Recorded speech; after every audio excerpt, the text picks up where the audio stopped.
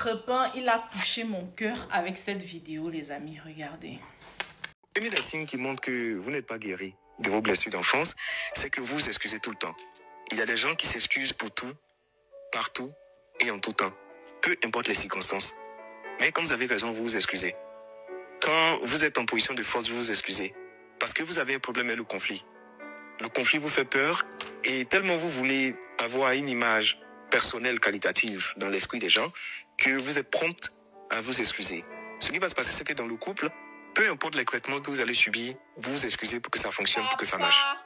Vous fuyez le combat, vous fuyez le conflit, vous refusez même de comprendre que c'est possible de tirer quelque chose de bon de l'opposition. Parce que vous êtes blessé à l'intérieur de vous. Deuxième signe qui montre que vous n'êtes pas encore guéri de vos blessures d'enfance, c'est que vous ne demandez pas de l'aide. Il y a des gens qui veulent tout faire seuls. Il y a des gens qui ont perdu l'art de dire « j'ai besoin de toi ». Même poser des questions, chercher des informations, crier à l'aide, ils n'en sont pas capables. Ils veulent tout faire seuls parce qu'ils ont des choses à s'éprouver à eux-mêmes. Ils veulent montrer aux gens qu'en fait, eux, ils en sont capables. Et même si ça leur vaut des problèmes mentaux, des pressions inutiles, la perte de temps, ils vont tout faire pour assumer seuls. Et ils auront toujours la bouche. On ne peut pas compter sur les gens aujourd'hui, je préfère compter sur moi. Par contre, ils sont prêts à pouvoir se donner aux autres, à pouvoir accorder de l'attention et du temps aux autres. Ça, c'est un problème. Le signe numéro 3 qui montre que vous n'êtes pas guéri de vos blessures d'enfance, c'est que vous faites passer les autres en priorité.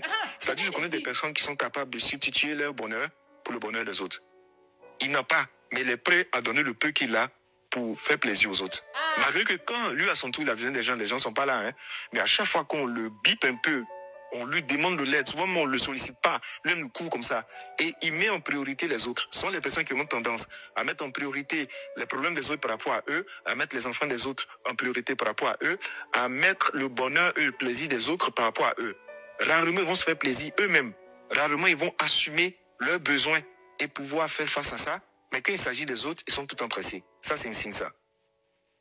Autre signe qui montre que vous n'êtes pas encore guéri de vos blessures d'enfance, c'est que soit ces personnes sont très distantes, soit ces personnes sont dépendantes sur le plan affectif. C'est-à-dire ce sont des personnes dont le plaisir et la valeur interne n'est justifié que par des avis qui sont extérieurs et pas des avis qui sont internes. Soit ce sont des personnes aussi qui sont très distantes, détachées émotionnellement, parce qu'elles ont peur d'être blessées. Des gens qui ont connu des traumatismes par le passé, quand tu vis avec elles, c'est compliqué parce que tu es incapable de dire est-ce qu'elles sont investies, elles sont impliquées, est-ce qu'elles aiment ou elles n'aiment pas. Elles préfèrent se tenir à distance pour ne pas être déçues. Ça, ce sont des signes qui montrent qu'on est tout le temps blessé, lié depuis notre enfance jusqu'à aujourd'hui. Alors, les personnes qui sont blessées depuis l'enfance, ce sont des gens qui rejettent le compliment. Et j'en ai beaucoup souffert, c'est que quand on m'apportait des compliments, je dénigrais les propres compliments qu'on m'apportait. Quand on me dit, oh, mais Gondo, tu fais un travail qui est excellent, tu es quelqu'un de bien. Moi-même, je le dilue, je dévalue sans dire, oh, je fais rien. Ça, c'est rien du tout. Même quand on veut me faire plaisir, je m'opposais à ça. Parce que je considère que tous ces sacrifices n'étaient pas utiles. Et avec le temps, je me suis rendu compte qu'en fait, si les gens me complimentent, c'est pas pour flatter mon ego. C'est pas pour me mentir. Parce que souvent, il y a une phrase qui te passe en tête pour dire, oh, c'est un faux type, il pense même pas ce qu'il est en train de dire. Et quand vous êtes guéri de vos blessures, vous acceptez les compliments. Parce que vous connaissez déjà votre valeur. Donc, quand on vous dit quelque chose, et vous savez que c'est aligné, que c'est vrai, mais écoute, vous les acceptez. Quand on vous fait plaisir, vous les acceptez. Mais souvent, vous commencez même à exiger que les gens vous fassent plaisir parce que ça fait partie de la vie. En réalité, il a tellement raison que j'en ai les larmes aux yeux. Moi, je pensais que c'était simplement de la bonne éducation, en fait. Les gens qui me connaissent savent que je ne suis pas une personne conflictuelle. Tellement je fuis les conflits, tellement dans une seule phrase, je peux dire désolé, excuse-moi même 20 fois, en fait. Je croyais que j'étais juste bien éduquée et tout. Enfin, tellement je fuis les conflits. Même si vous êtes un abonné ou une abonnée constante de cette page, vous allez savoir que j'ai toujours tendance à dire que quand je vois les problèmes venir à gauche, je fuis à droite. C'est comme ça que je suis. Les problèmes et moi ne faisons pas ménage ensemble. Si je te supporte, et je supporte les gens, je vous jure sur tout ce que j'ai depuis, je supporte. Tu vas me faire n'importe quoi, tu vas croire que je vais être hors de moi. Les gens disent, ouais, elle est forte, ouais, elle a... Tu vas faire n'importe quoi, je vais te regarder. Je ne vais rien dire. Tu vas finir de faire la partie où tu veux. Je serai là, je vais te regarder. Je ne vais rien te dire.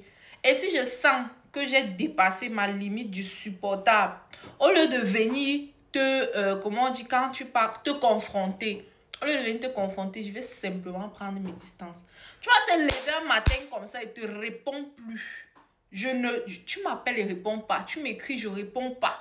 Tu vas faire n'importe quoi, tu ne vas pas me voir. Peut-être que si tu viens vers moi en face à face me confronter, peut-être je peux dire quelque chose. Mais si je sens que ça a atteint la quantité que si j'ouvre ma bouche, je peux blesser quelqu'un, je me tais. Maintenant, ce qui est sûr que quand tu vas venir en face, l'approche sera différente et peut-être ce qui est sûr que je vais toujours vouloir prendre sur moi et c'est ce que j'évite. Continuer de prendre sur moi parce que justement, j'ai dépassé ma limite du supportable. Mes amis, mes anciennes amies savent. Je ne me suis jamais disputée avec une ancienne amie jusqu'à... Elle va te dire que... Anne-Marie, tu m'as dit que va te faire foutre. Je t'ai aussi dit que va chier. Jamais. Je ne me suis jamais séparée à un homme. Mes ex. Demander que quelqu'un va te dire que lui a dit va... Il y a un gars à qui il avait dit dégage en 2017. Il avait abusé. Il me harcelait au téléphone. Il me harcelait. Il m'insultait. Le jour-là, quand il a fait un message pour m'insulter. Comme d'habitude, il répondait pas le jour-là. J'ai dit, dégage, maman. Je me suis sentie soulagée. Mais après, j'ai dit que Anne-Marie, c'est qui... Excusez la tautologie. C'est qui a dit le dégage là? C'est qui a dit ça? J'étais fière de moi. J'avais pu me défendre. Pour moi, dégage là, il m'était défendu. Donc, j'avais terminé le tableau de mon défendage comme ça. Donc, Seigneur. Parfois, il pense des trucs dans mon cœur. Mais, ouvrir ma bouche pour dire, je ne peux pas, je ne peux pas. Et, Seigneur, guéris mes blessures d'enfance. J'ai eu une enfance difficile. Vous avez toujours dit, j'ai eu une enfance difficile. Et ma vie, les gens qui me connaissent savent. Aïe, aïe.